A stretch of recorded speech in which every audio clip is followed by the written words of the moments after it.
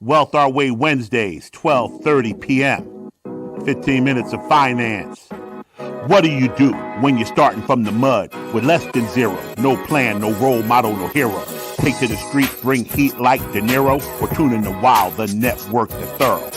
If it was me, I'd sit down with a pad and a pen, hit my homie Shitty's thoughts with a friend. Tank is spitting real knowledge from beginning to end. 15 minutes, Wealth Our Way, let the lessons begin. Yeah, 15 minutes of finance with your man Big Tank. Let's get it.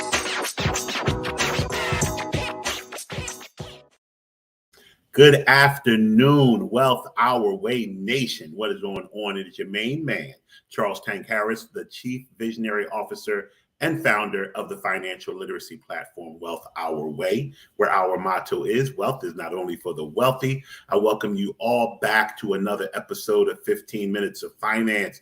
You know, it's been crazy with the market volatility, so much going on.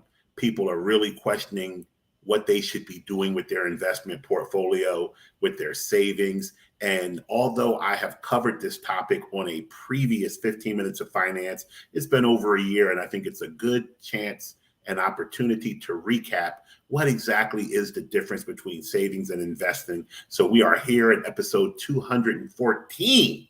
Man, and this is 214 since we've been on the Life 101 platform. I did a couple hundred before that. We're probably up to 500 shows. It's crazy around here, the content we've put out. But my job is to explain and inform everybody and increase financial literacy in everybody. So we have to talk about the topic of savings versus investing. Before we get into that, we're going to talk about today's go or no-go topic. So I picked the go or no-go topics. I have a bunch of them back in inboxes, and I picked the ones that best relate to the show material I want to cover. So I got a question from someone asking if they should invest in an insurance policy. It jumped off the page to me as a great accompaniment to the topic I'm covering today, because very rarely are you given an opportunity to invest in an insurance policy.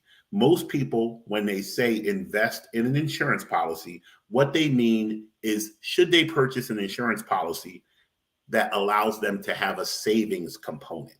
It's a very big difference between savings and investing. So when I looked at this email, it didn't give me enough detail to know if they were buying what is known as a variable universal life insurance policy. That is the only insurance policy that you will see that paying premiums into is deemed an investment. And one of the key ways to know it's an investment is the person who is selling you that insurance policy has to have either a Series 6 or a Series 7 license, which allows them to sell securities. Any other insurance policy is not an investment. It's not considered as security. It may have a savings component to it, but it does not have an investment component to it. And as a result of that, any insurance agent can sell it to you. They don't need to have a securities license. So this person asked me, should they invest in their insurance policy? And I responded to them individually to tell them that unless it's a variable universal life insurance policy, which actually takes some of your premium and invests it in mutual funds that have the right or the ability to go up and down, that what you are doing is saving. Even if you are in one of these policies, which is known as an indexed universal life policy, a lot of agents don't know what they're talking about out in the street, and they'll tell you you're investing in an indexed universal life policy, that you're investing in the stock market. The reality is you are not. You are paying premiums that are going into an insurance policy. The insurance company is then buying options on a stock market, but you, as the insured, are not invested in the stock market. It's kind of complicated. It confuses people. There are a lot of lawsuits surrounding index universal life policies because they are kind of confusing. But my advice to this person, should they invest in their life insurance policy, is a no-go, because you don't invest in insurance, you save in insurance. And that brings me to today's topic. Today's topic is what is the difference between investing and saving. I'm going to keep it real simple as to how you can tell the difference between making an investment and putting money away to save. Will the item that you are putting your money toward fluctuate in value? Will it go both up or down depending on what day of the week it is? If it goes up and down in value, that is an investment. If it does not fluctuate, if the amount of money that you've put into this account or item, if it either stays the same or only gains interest over time, that is savings. Savings does not lose money. Now, very quick answer, because somebody's probably out there with their hand raised saying, hey, I put money into a whole life insurance policy, and the amount of money that I put in the policy is not reflected as to what I have in the policy. I lost money. Different mindset, different language. You didn't lose money. What you had happen was the insurance policy has a great deal of fees and expenses, especially in the early years. You were charged. It cost you money. Yes, if you put $10,000 in and you look at your cash value may say $4,000. I know we want to say, well, I lost $6,000 then, but we did not. It's the same way that if you went into a Ford dealership and you gave them $40,000 for a car, you wouldn't say I lost $40,000. You would say I purchased a car. Now, when you drive that car off the lot, it's worth less money than you just paid for it. You still wouldn't say you lost this money. You paid the money for the car. It's the same thing with an insurance policy. You paid a premium. Some of the money went to expenses. Some of the money went into a savings vehicle. If your accounts go up and down like a stock, like a bond, like a commodity, gold, futures, options, all of these things are considered investing. When you put money away, you should categorize a portion for investments, a portion for savings. Up until about a year and a half ago, it was very difficult to get people to save because bank accounts, which are money markets, CDs, checking, high yield savings, regular savings, these accounts grow based on the amount of interest that the bank is willing to pay you. And up until about a year and a half ago, the rates that they were willing to pay were very, very low. As a result, people may be able to be convinced to invest, but it was very difficult to convince them to save because their savings would not grow other than the money that they put into the savings account. The banks were not crediting any real interest worthwhile. That has changed now. I told you guys on a previous broadcast, you can get high yield savings account 4.5%. You can get short duration CD accounts 5%, 5.5%. You can get a lot of interest saving money now. And once again, going back to the definition that savings does not fluctuate downward, you would want to have a portion of your money earmarked to go into cash saving equivalents. And those cash savings equivalents could be savings accounts, CDs, banker's acceptance, money market accounts, high interest savings or checking, anything of that nature. So savings fluctuates never down. It only goes up. Investments fluctuate down and up, down and up.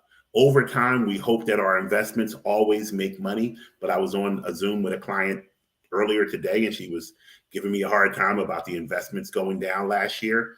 Investments are right back up this year in the stock market and cryptocurrencies. You have to be in it for the long haul. So with that being said, what are my 3 tips for you to understand the difference between savings and investing?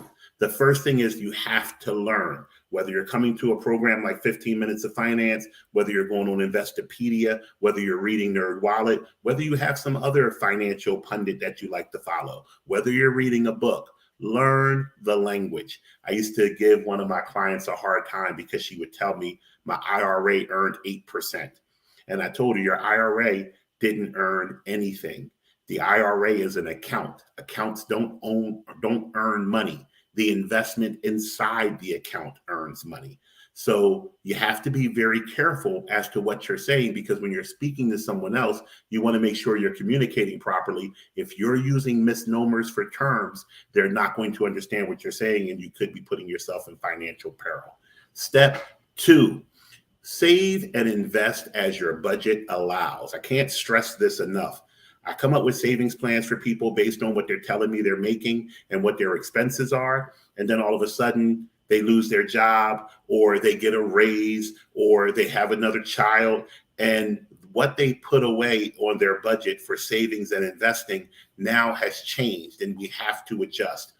Do not get yourself to a situation where you have budgeted putting away more money than you know you're comfortably able to do. And tip number 3, you want to add all of your raises, all of your income, tax income refunds to your investment or savings account. If you were used to living off of $71,000 last year, and you get a 3% cost of living raise, which is roughly $2,100, don't take the $2,100 and splurge. Don't take the $2,100 and decide you can spend an extra $40 a week. Put that money into your savings program or your investment program. You've already proven to yourself that you can live comfortably off the 71. Grow your assets for your future. I was having a conversation on Monday. I was a guest speaker at one of my clients' classes, and we were talking to a bunch of college students about their future financial selves. It is very difficult for who we are today to connect to who we're going to be in our financial future. It's very easy for us to have a focus and a bias toward taking care and rewarding our current self. But one day you're going to be 67. One day you're going to be 75. One day you're going to be 86. And you're going to need to live by the decisions that you made today. So always be preparing for those future years where you won't want to work or may not be able to work by putting away more money in your savings and investments today.